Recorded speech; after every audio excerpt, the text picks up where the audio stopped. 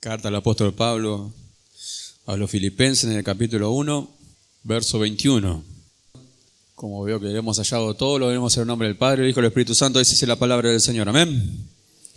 Porque para mí el vivir es Cristo y el morir es ganancia. Amén y amén.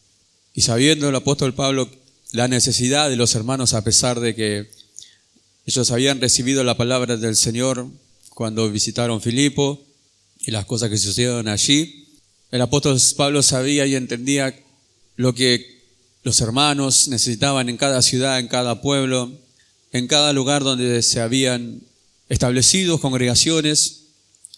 Por eso es que le envía su carta, y no por mandar, sino sabiendo y entendiendo lo que debía mandar a cada congregación. Lo primero que empieza el apóstol Pablo saludándolo, luego hace una oración, y en el versículo 12 ya hablando de que para él el vivir es Cristo, para él no había otra razón, otro motivo por lo cual él podía llegar a gozarse, donde se encontraba en esa condición de allí encarcelado, custodiado por guardias que hacían su relevo cada 6 horas promedio, y entendiendo el apóstol Pablo de que todas las cosas ayudan a bien a los que aman a Dios, él entendía que estando allí, Dios nos había enseñado el sábado pasado, que estando en esa condición, aún limitado de no poder salir, de no poder tener esa libertad, de poder estar con los hermanos, sabía que Dios era poderoso para utilizarlo de la manera en la cual Dios mismo permitió que estuviera. Porque una de las cosas que él entendía que se le estaba encarcelado era porque Dios lo permitió así, y Dios le había revelado que iba a ser así. Y aún sabiendo lo que iba a pasar con él, nunca rehusó a seguir con el ministerio que Dios le había dado. Él estaba dispuesto a todo, él estaba dispuesto hasta a dar su vida a causa del nombre de su amado Salvador y Señor Jesucristo. Entonces el versículo que nosotros hemos leído muestra el apóstol Pablo diciendo: porque para mí el vivir es Cristo y el morir es ganancia. Pero para que nosotros ya vayamos a lo que Dios nos quiere hablar, la pregunta es: ¿qué es para mí el vivir en Cristo y qué es el morir en ganancia? Y nosotros podemos decir muchas cosas, yendo a lo que es Cristo, sabiendo lo que Cristo hizo por nosotros, sabiendo lo que nosotros somos en Cristo, y entonces encontramos muchos motivos y muchas razones para decir que el vivir para mí es Cristo. Ahora, podemos enumerar y decir: porque Cristo es el Hijo de Dios, el Salvador del mundo, el que me amó de tal manera, entregó su vida por mí, y hoy yo estoy en Él, y en Él encuentro todas las riquezas y los tesoros inescrutables de la riqueza de Dios en Él, que toda la plenitud de Dios habita corporalmente en nuestro Señor Jesucristo, hoy habita en nuestros corazones, y podemos ver que este tesoro habita en nuestro corazón, y podemos decir que Cristo es todo para nosotros, y en cuanto a valor, decimos: no hay nada que se compare a lo que es Cristo. Aún las cosas del mundo más valiosas no tienen ninguna comparación con el valor que un cristiano sabe y entiende y debe tener de lo que es Cristo para él. No es cualquier persona, no es cualquier hombre de este mundo, es el Hijo de Dios que dejó su gloria para venir a morir por cada uno de los hombres que viven en el mundo, vivieron y están y vivirán en el mundo. El amor de Dios manifestado hacia toda la humanidad por medio de nuestro Señor Jesucristo. Ahora, nosotros pensamos y decimos: para mí el vivir es Cristo. Y nosotros lo podemos proclamar y lo podemos de alguna manera expresar en canto, en gratitud, en alabanza y en adoración. Pero nosotros vemos la otra parte de lo que es verdaderamente la manifestación de lo que es el para mí el vivir es Cristo. Por eso en Filipenses, aquí damos vuelta a la hoja, en el capítulo 3, donde el apóstol Pablo viene hablando acerca de lo que él era en Cristo Jesús, de cuanto él era en la carne, lo hemos leído el sábado pasado, de todo lo que como reputación de lo que había alcanzado siendo hebreo de hebreos, circuncidado el 8º día, del linaje de Israel, de la tribu de Benjamín, hebreo de hebreo, en cuanto a la ley fariseo, un hombre irreprensible en cuanto a obra de la ley, que no se podía hallar ningún motivo de acusación contra él, casi un hombre perfecto. Ahora, él termina diciendo que todo para lo que cuanto él era en la carne como hombre humano, no tenía ninguna comparación en lo que era Cristo para él. Su anhelo, su deseo era hallar la justicia que no era por la ley, sino por la fe en Cristo Jesús, ser hallado en Cristo Jesús. Y eso era para él lo máximo. Y aunque todas las cosas que él era según la carne, que nosotros hemos visto, en cuanto a conocimiento, en cuanto a obras que él hacía, para él era nada. Porque lo ponía en balanza y no se podía comparar lo que él era, humanamente hablando, con lo que él ahora era en Cristo y lo que quería alcanzar en Cristo Jesús. Entonces, a cuanto valor espiritual, él hacía esa diferencia y podía encontrarse en Cristo Jesús como un hombre espiritual. Un hombre que por la gracia de Dios recibió el Evangelio habiendo sido elevado al tercer cielo. Y cuanto a gloria que vio y estuvo contemplando y palabras que le escuchó, Dios nos decía el sábado pasado, no le ha permitido a él expresarle a hombre, con todas esas cosas, esa gloria que había visto, ponía en balanza esas cosas y lo que él era humanamente hablando y no tenía ninguna similitud. No había cosa por el cual él poner en balanza e igualarse en cuanto a valor.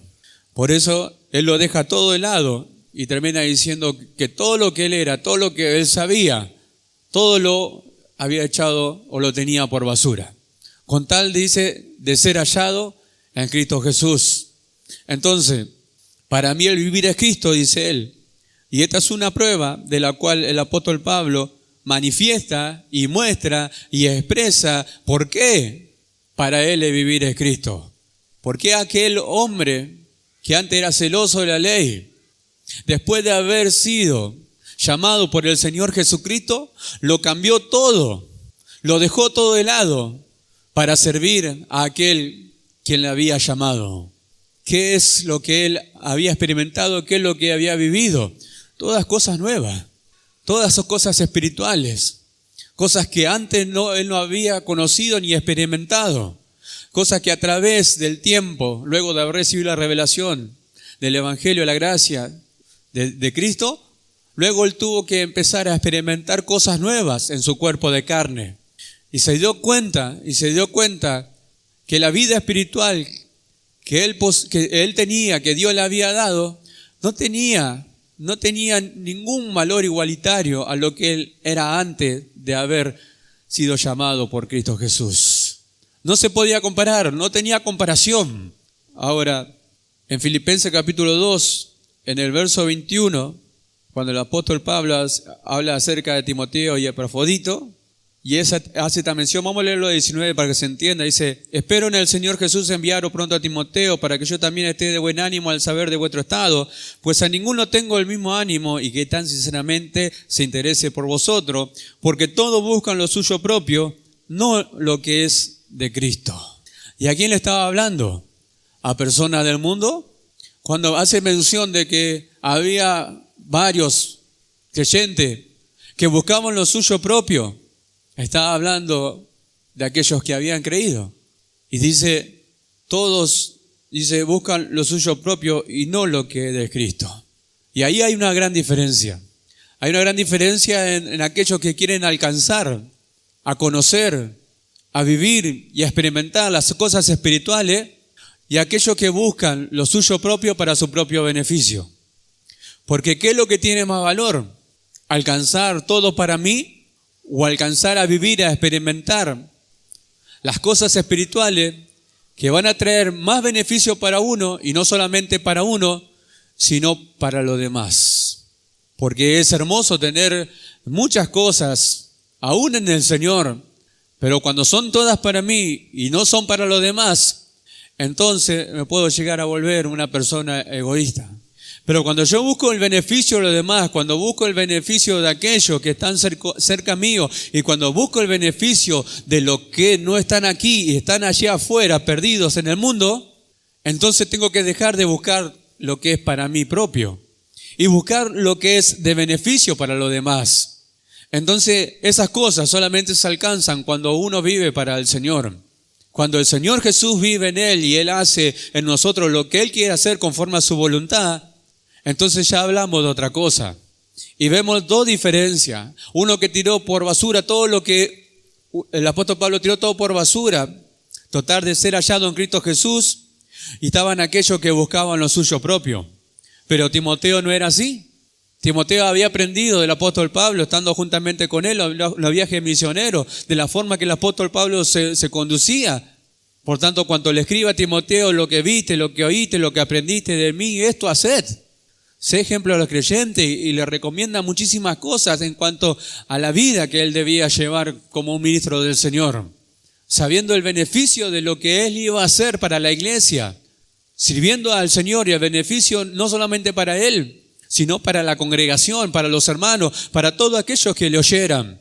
Nuestra palabra para los creyentes, porque el incrédulo nunca va a tener resultado. Por más que oiga la palabra de Dios 20,000 veces y 5, 6, 7, 20 años escuchando la palabra del Señor, si es un incrédulo, la palabra del Señor nunca va a tener ningún fruto. Entonces, todo lo que es para mí es lindo, y sí que es lindo. Ahora, hay una gran diferencia. En 2 Corintios capítulo 5, verso 15, 2 Corintios capítulo 5, verso 15, creo que este pasaje también lo hemos leído. Dice, y por todo murió, para los que viven, ya no vivan para sí, sino para aquel que murió y resucitó por ellos. Ahora, y por todo murió, y esto lo sabemos y lo entendemos, pero para los que viven, ¿y quiénes son los que viven? Aquellos que tienen vida en Cristo Jesús. No habla del mundo. Está hablando de aquellos que han recibido la vida nueva, los que andan en vida nueva. Que ya no vivan para sí, que ya no vivan para sí propio, que ya no vivan su vida. Que ya no vivan su vida conforme a sus pensamientos, a los deseos de su corazón, conforme a lo que ellos entienden, sino que vivan una vida ahora como es digna del Evangelio. La vida que Dios nos ha enseñado que debemos vivir y experimentar. La vida que la iglesia como iglesia debe vivir. De más está decir y comparar con las demás congregaciones. Casi no hay comparación que hacer, porque vemos la tal diferencia que hay donde la gracia, donde la verdad está.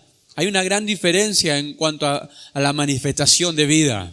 Por eso, para los que viven ya no vivan para sí, sino para aquel que murió y resucitó por ellos. Ahora, ¿cómo se vive para aquel que murió? ¿De qué manera se vive para aquel que murió? Hay dos cosas, o por decir, hay más cosas, pero que uno deje todo de lado de lo que es natural. De que uno, por el conocimiento que tiene, se entrega a la voluntad de Dios. Por el conocimiento que tiene, no rechace lo que Dios le ha hablado.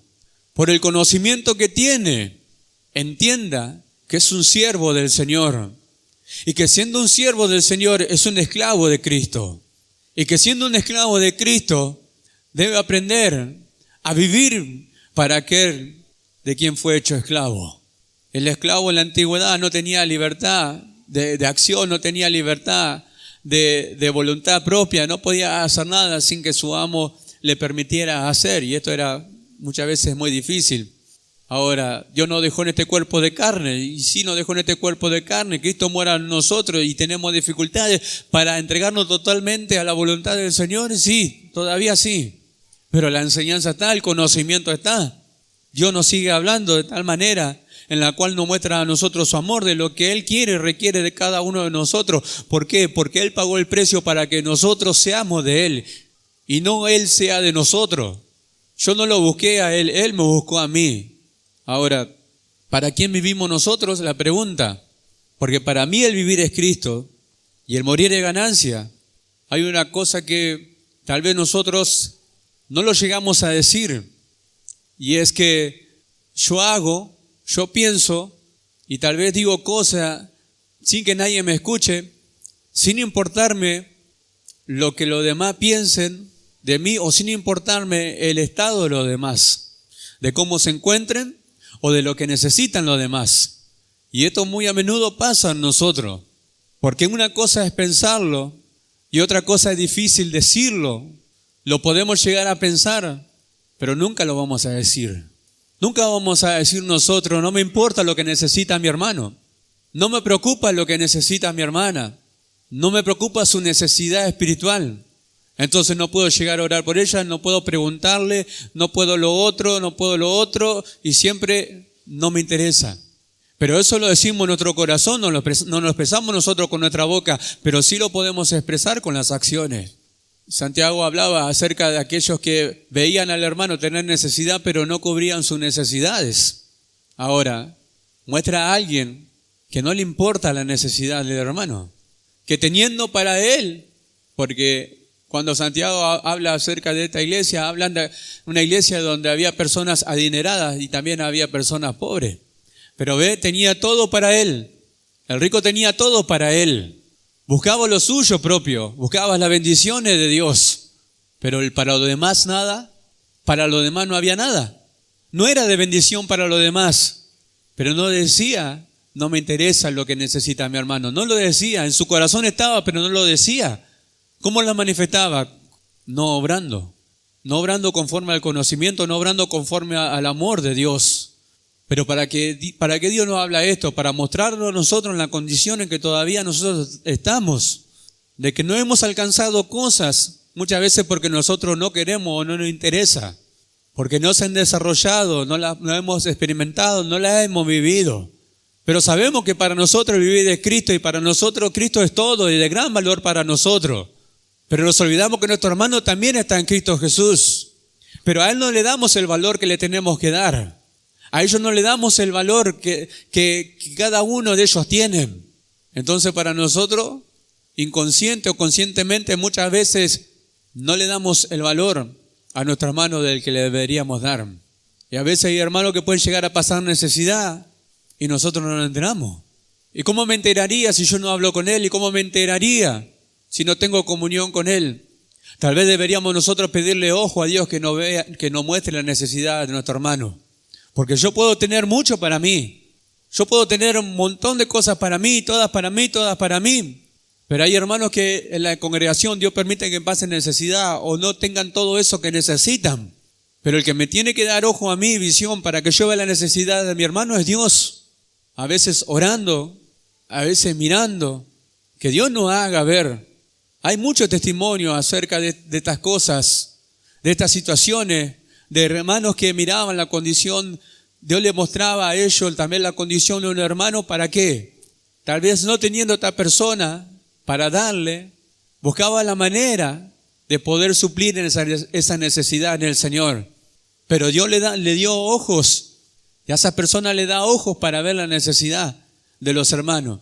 Tal vez aquí no pasa mucho, pero en otras congregaciones tal vez sí, donde hay barrios pobres, donde hay necesidades sociales, hay mucha necesidad. Hijos de hermanos que tal vez van a los comedores a comer. Ahora nosotros decimos, ¿y no hay alimento en la casa de Dios? ¿No hay alimento en la casa de Dios cuando Dios demanda por medio de su palabra que haya alimento en su casa? Y nosotros decimos, para mí el vivir es Cristo. Es la vida que yo quiero, la vida que recibí, para mí es de gran valor. Y es una gran verdad. Pero lo demás que Dios me ha enseñado, esas pequeñas cosas que parecen insignificantes, pero no son insignificantes delante de los ojos de Dios. Dios mira y escudriña los corazones y sabe. Por eso siempre digo, Dios sabe lo que nosotros tenemos en nuestros corazones. Le damos muchísimas gracias a Dios por todo lo que nos da, por todo lo que tenemos nosotros. Pero tenemos que mirar por qué Dios permite que nosotros tengamos lo que Él quiere que nosotros tengamos. Y mirar con los ojos de Dios para saber y entender cuándo nosotros debemos accionar en beneficio de los demás. Porque el amor de Dios no actúa egoístamente. El amor de Dios no es así. Dios por amor entregó la vida de su Hijo, lo entregó, lo dio, no escatimó a su propio Hijo, no se reservó nada, lo entregó para que muriera por la humanidad. Filipenses capítulo 1, verso 12, dice, quiero que sepáis, hermano, que las cosas que me han sucedido han redundado más bien para el progreso del Evangelio, de tal manera que mis prisiones se han hecho patentes en Cristo Jesús en todo el pretorio, en Cristo en todo el pretorio y a todos los demás. Y la mayoría de los hermanos, cobrando ánimo en el Señor con mis prisiones, se atreven mucho más a hablar la palabra sin temor. Para ya pasar un poquito. Para mostrar que él, estando aún en prisión, todo lo que él había vivido, todo lo que le había sucedido a él, la palabra redundado significa que había sido de beneficio, habían contribuido para que el evangelio, la gracia de Dios, sea extendida. De ese lugar de prisión salieron todas estas cartas, la mayoría de las cartas del apóstol Pablo, salieron hacia todo el mundo. Ahora, ¿de qué se gozaba él? De la obra que él había hecho en el Señor, que no había sido en vano. ¿Por qué? Porque aun cuando él estaba en prisión, la palabra de Dios, la verdad, no se había detenido. Seguían predicando los hermanos. Y los hermanos eran el fruto de la predicación de él juntamente a sus compañeros de milicia. Y él podía ver, y él podía entender que los hermanos lo miraban allí a él encarcelado y que era un tiempo de persecución donde los que predicaban el evangelio eran perseguidos y podían caer en la misma condición que el apóstol Pablo. Y tal vez con temor los hermanos predicaban el evangelio de una manera, ¿cómo se dice?, no con toda la libertad que deberían tener. Pero viéndolo a él encarcelado y cómo era utilizado por el Señor, los hermanos cobraban ánimo para predicar la palabra sin temor. Y él se gozaba y se alegraba de lo que esto sucediera de esa manera, porque todo lo que le estaba pasando a él era de beneficio para los demás. Aún estando en la cárcel, ¿sí? De beneficio para los demás estando en la cárcel, sí. Miren cómo los hermanos cobraban ánimo solamente con verlo a él en la cárcel. La mayoría de los hermanos, dice, cobrando ánimo. No sé si eran todos, pero le dice la mayoría de los hermanos cobraron ánimo en el Señor con mis prisiones. Y se atrevían mucho más a hablar la palabra sin temor. Ahora, qué tremendo, qué maravilloso que es esto. Porque ¿qué pensarían hoy en día? Que cae un apóstol en la cárcel, cae un pastor en la cárcel, y lo primero que dice, uy, lo que hizo el pastor, y esto y lo otro, y la iglesia se divide, uno va para allá, otro va para el otro lado. Y pareciera que después queda todo en la nada. En el verso 18 del mismo capítulo 1 dice, ¿qué pues? Que no obstante, de toda manera, o por pretexto, o por verdad, Cristo es anunciado, y en esto me gozo, y me gozaré aún. El apóstol Pablo se gozaba por las cosas que estaban sucediendo, por lo que estaba viviendo, por lo que él sabía, de lo que recibía información de los hermanos de Filipo. Y se gozaba sabiendo que la obra del Señor no se había detenido, sino que la iglesia crecía más y más, y el evangelio era predicado.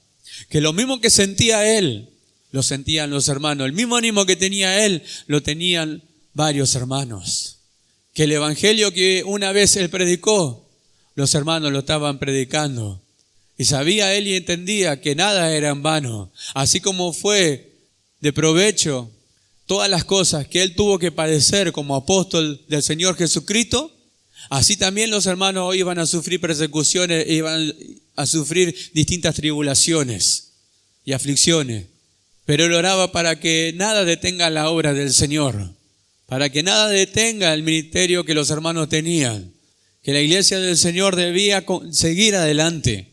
Ahora, lo mismo sucede con nosotros, lo mismo sucede con nosotros. La iglesia del Señor no se va a detener, a pesar de lo que suceda, a pesar de lo que pase, a pesar de las tribulaciones, a pesar de las aflicciones, a pesar de las tristezas, la iglesia no se va a detener. Los que creen en el Señor Jesucristo van a seguir haciendo la obra de aquel que los llamó. Para aquello para lo que el vivir es Cristo y verdaderamente su vida es Cristo Jesús. Para lo que tienen esta vida, como Dios nos hablaba el día domingo, el que tiene la vida del Hijo tiene vida eterna. Para lo que tienen esta vida, verdaderamente tienen que saber y entender, o todos nosotros tenemos que aprender a saber y entender y vivir, a experimentar lo que es el vivir es Cristo para nosotros. No que solamente Él viva en mí, eso lo sabemos. Él vive en mí, por la fe habita en mi corazón, y eso es algo hermoso y algo precioso, digno de darle gloria a Dios.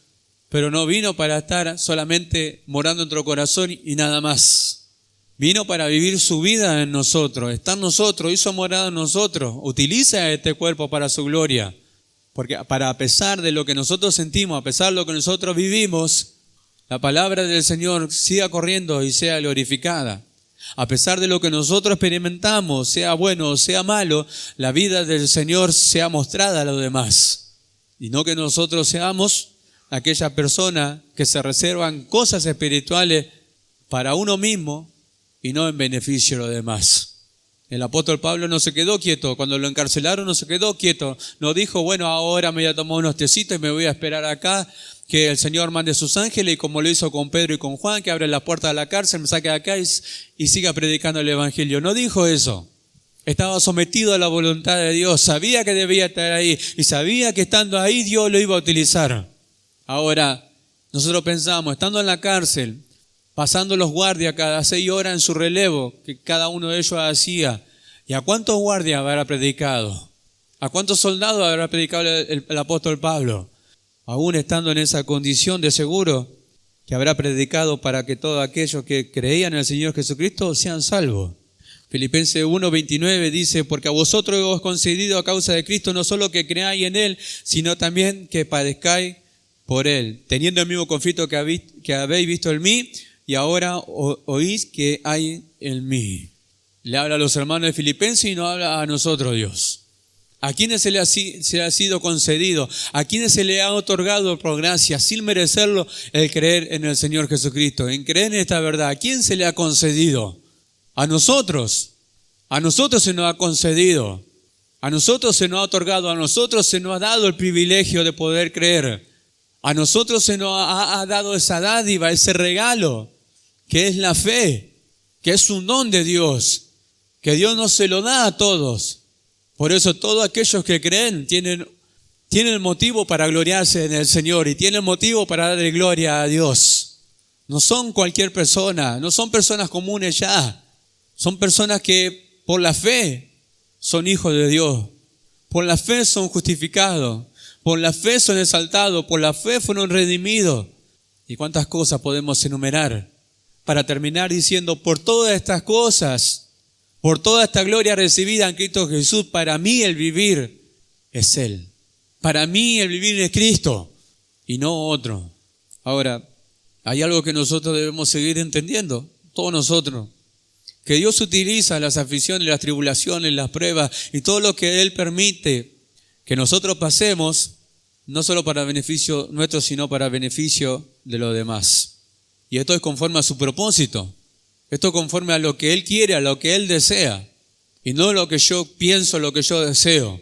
Porque tal vez que yo tenga necesidad de materiales, yo pueda llegar a decir, bueno, esta necesidad espiritual me va a ayudar a mí, solamente a mí. Es una prueba que Dios permita que pase yo. Y lo tomo para mí y el beneficio es para mí. Y que sabe, el beneficio no sea solamente para mí, sino para aquel que también Dios permite que sea utilizado para suplir mi necesidad. Aparte de mí, sé que hay muchos hermanos aquí que han recibido por gracia y misericordia de Dios muchas veces que Dios les supla necesidades y han enviado Dios a hermanos a cubrir esas necesidades. Ahora, cuando alguien hace algo así, no solo se goza el que recibe ese beneficio, porque sabe que proviene de Dios, sino aquel que obra de tal manera supliendo esa necesidad. Porque sabe que es utilizado por Dios. Dios movió su corazón, Dios le dio ojo para ver.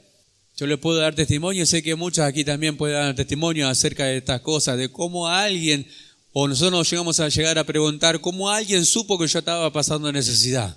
¿Cómo lo supo? Que Dios lo movió de tal manera para que supiera esa necesidad. El único que hace eso es Dios, en el momento justo y en el momento exacto. Por eso no hay casualidades en el Señor. Dios lo ve todo, Dios lo conoce todo. Él sabe lo que nosotros tenemos y lo que nosotros necesitamos. Después nosotros administramos las cosas como Dios nos ha enseñado o como nosotros queremos. Y ahí va a haber una diferencia. De todo lo que he recibido de Dios, después tenemos que ver qué sabiduría tenemos nosotros para saber administrar todas esas cosas. Segunda de Corintios capítulo 1, verso 3. Bendito sea el Dios y Padre de nuestro Señor Jesucristo, Padre de misericordia y Dios de toda consolación, el cual nos consuela en todas nuestras tribulaciones, para que podamos también nosotros consolar a los que están en cualquier tribulación, por medio de la consolación con que nosotros somos consolados por Dios. Las aflicciones del apóstol Pablo. El apóstol Pablo, cuando estuvo haciendo el viaje misionero a Corintios, pasó diferentes circunstancias en las cuales tuvo que sufrir, tuvo que padecer persecuciones. Y los hermanos que estaban también juntamente con él en Corintio también sufrieron a causa de predicar el evangelio.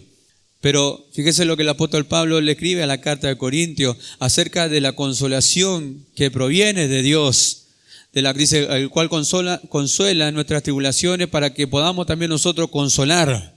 Y ahí está también lo que Dios nos quiere mostrar a nosotros. ¿Por qué Dios nos consuela a nosotros? ¿Por qué Dios mira nuestra vida?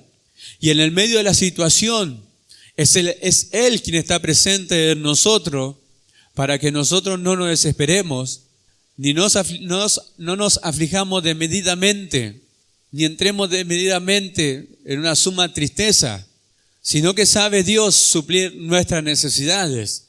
En este caso que Dios nos consuela a cada uno de nosotros y Él sabe cómo hacerlo. Y cuando nosotros experimentamos el consuelo de Dios, que es un refrigerio para nuestra vida, cuando nosotros nos damos cuenta de aquellas cosas que provienen de Dios y a nosotros nos hacen bien, nos hacen cambiar de estado de ánimo y experimentamos ese cambio de ánimo y comprendemos el amor de Dios, que Él está presente con nosotros, Dios nos quiere mostrar que de esa manera, así también nosotros debemos actuar para con los demás. Así de esa manera nosotros también tenemos que decir, para mí el vivir es Cristo, y dejar que Cristo a través de nosotros haga esta obra para con los demás.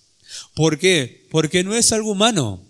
Hay un coro que nosotros cantamos que cuando abrazamos a nuestro hermano, abrazamos al Señor. Porque cuando nosotros pensamos que es algo humano de lo que nosotros hacemos, entonces estamos equivocados. Pero cuando lo sentimos, cuando lo aprendemos, cuando Dios nos muestra que podemos suplir, consolar, otorgar, dar, haciendo una clase de servicio, se lo ofrecemos a los demás y esto proviene de Dios, entonces es digno de gozarse. El problema es cuando pasa mucho tiempo y esto no lo siento. Cuando pasa mucho tiempo y esto no lo veo. Cuando pasa mucho tiempo y esto no lo hago. Habiendo yo experimentado diferentes cosas en las cuales Dios suplió mi necesidad, o sea una aflicción, sea una tristeza, y Él estuvo presente para conmigo, Dios me dice, así como Él estuvo presente conmigo, así también yo tengo que estar presente para con los demás. Estuvo en una aflicción, estuvo en mi tribulación, y a veces quiero que sea todo Dios para mí solo, porque tengo muchos problemas en mi hogar, porque tengo muchas aflicciones, porque tengo mucha tristeza, porque mi esposa, mi hijo, bla, bla, bla, bla. Y parece que yo soy el único que sufro y sufro y sufro y sufro y Dios está conmigo y pareciera que siempre yo tengo que ser el que reciba esa consolación de Dios, pero yo para los demás nada. Y Dios me está enseñando a mí que así como Él hace para conmigo, yo también debo obrar para con los demás. Porque esa es la vida del verdadero cristiano. Esa es la vida de aquel que dice, para mí el vivir es Cristo. De aquel que dice que tiene la vida eterna. Juan hace claramente, muy claro, y la vida se manifestó. Y la hemos visto y la hemos oído y la vida se manifestó. Hemos visto su gloria como el unigénito Hijo de Dios y la vida se manifestó. Aun cuando el Señor Jesús oró al Padre que necesitaba ser fortalecido por Él, Dios envió a sus ángeles y le fortalecieron. Y ahora, ¿quién es que nos fortalece a nosotros sino Él, que estando en condición de carne, fue consolado, suplió la necesidad Dios para con Él? Y hoy nosotros podemos hallar gracia, misericordia y oportuno socorro delante de su trono de gracia. ¿Y nosotros? Para con los demás. ¿O nosotros nunca tenemos necesidades? A veces pensamos que porque tenemos todo en Cristo Jesús, nunca tenemos ninguna necesidad de nada. Nos examinamos nosotros o empezamos a sacar cuenta y pareciera que estoy en el Señor y no me hace falta nada. Y eso a veces no es bueno. Podamos también nosotros consolar a los que están en cualquier tribulación por medio de la consolación con que nosotros somos consolados por Dios. De Dios para con nosotros y del Señor Jesús que vive en nosotros para con los demás. Eso quiere decir. Filipenses capítulo 1, verso 22, volvemos a donde nosotros hemos leído. Dice, mas si el vivir en la carne resulta para mí en beneficio de la obra, no sé entonces qué escoger. porque de ambas cosas estoy puesto en estrecho, teniendo deseo de partir y estar con Cristo, lo cual es muchísimo mejor, pero quedar en la carne es más necesario por causa de vosotros. Hasta ahí nomás. Ahora el apóstol Pablo habla de un anhelo y un deseo que él tenía, sabiendo que partiendo de esta tierra iba a los brazos del Señor. Que partiendo de esta tierra y la esperanza que es en Cristo Jesús, iba a dejar el cuerpo de carne y ser transformado en un cuerpo de gloria, y que ya no estando en esta tierra no iba a sufrir más, y que iba a ir a aquel lugar donde iba a gozar la presencia del Señor. Entonces el anhelo de su corazón, lo que quiere expresar él, si yo parto de esta tierra, me voy con el Señor. ¿Dónde? Donde es muchísimo mejor, donde ya no va a haber sufrimiento, donde ya no va a haber dolor, donde no va a haber tribulaciones, donde no habrá persecuciones.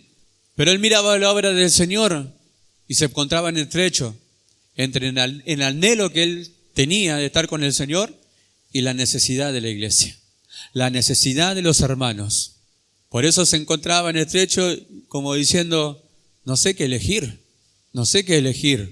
Pero él sabía que el vivir en la carne, vivir estando aún encarcelado, seguiría siendo de beneficio para los hermanos. Pero partiendo de esta tierra, estaría en los brazos del Señor. Por eso es que dice, el morir es ganancia. Partir de esta tierra sería alcanzar aquello por lo cual el cristiano, el Hijo de Dios, un día anhela estar, que es en la presencia del Señor. Pero estando aún en esta tierra, hay muchas cosas por hacer. Estando en esta tierra, aún tenemos mucho que vivir y mucho que experimentar. Aún estando en esta tierra, seguimos siendo siervos de aquel que nos llamó. Ahora, nosotros cantamos un coro que nosotros quisiéramos estar en la presencia del Señor. Cantamos, ya quisiera estar contigo. Es cuando cantamos alabanza donde Dios nos habla a través de alabanza de que queda poco tiempo para la iglesia en esta tierra, de lo que hay allí preparado para los hijos de Dios en una gran gloria. Nos gozamos y nos alegramos y decimos que pronto sea ese día en el cual el Señor Jesús venga en busca de su iglesia. Pero mientras tanto, ¿qué hacemos nosotros en esta tierra? Apocalipsis capítulo 14, verso 13. Capítulo 14, verso 13 de Apocalipsis dice, oí una voz que del cielo me decía, escribe, bienaventurado de aquí en adelante los muertos que mueren en el Señor. Sí, dice el Espíritu, descansarán de sus trabajos, porque sus obras con ellos siguen. Bienaventurados los que mueran en el Señor, los que partan de esta tierra en el Señor. Pero estando en esta tierra, aún el trabajo que Dios quiere hacer con ellos sigue. Y no es un camino fácil. Es un camino difícil. Pero cuando estemos delante de la presencia del Señor, descansaremos de todo aquello que Dios permitió que nosotros pasáramos en esta tierra. Pero todas esas obras en el Señor, lo que Dios hizo a través de nosotros, no serán olvidadas por Dios. Esas obras permanecerán. En hebreo Dios habla acerca de que Él no es hombre para olvidarse de la obra del Señor, de la obra que en el Señor los hermanos habían hecho por amor a ellos. Dios no es injusto para olvidar las obras. Dios conoce todo lo que Él ha hecho a través de nosotros.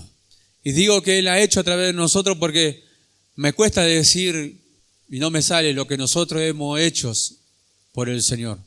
Si bien es el esfuerzo que Dios nos da, si bien son esa fuerza que nuestra debilidad Dios nos da, el poder que Dios nos da, la firmeza que Dios nos da, el levantarnos todos los días por gracia y misericordia de Dios, entonces no podemos atribuirnos ninguna cosa para nosotros, sino solamente darle la gloria a Dios, como Dios nos hablaba el sábado pasado, esa gracia que nos basta a nosotros para seguir adelante.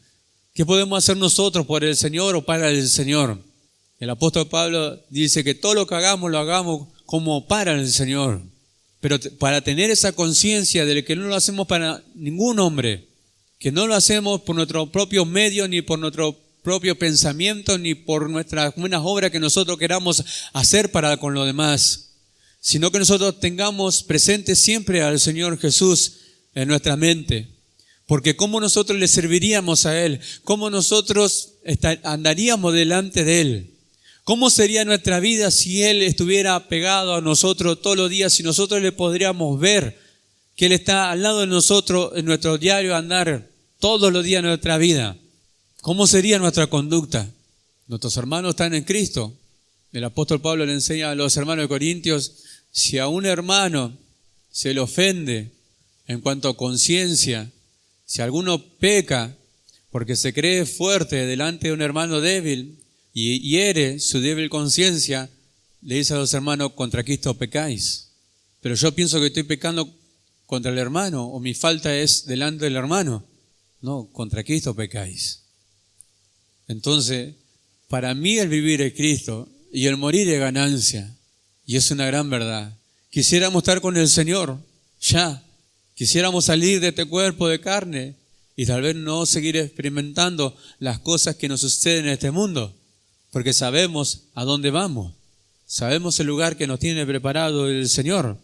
Solo que voy a dejar de lado son algunas cosas en cuanto a la aplicación de esta predicación, pero sé que Dios nos va a seguir hablando acerca de nuestra vida, de cómo Dios quiere que nosotros vivamos plenamente esa vida en el Señor, de cómo Dios nos quiere hablar acerca de los tiempos, de nuestro tiempo, del dinero, de nuestro dinero, de la libertad, de nuestra libertad, de las cosas del mundo y muchísimas cosas que aún Dios nos quiere enseñar que debemos saber administrar.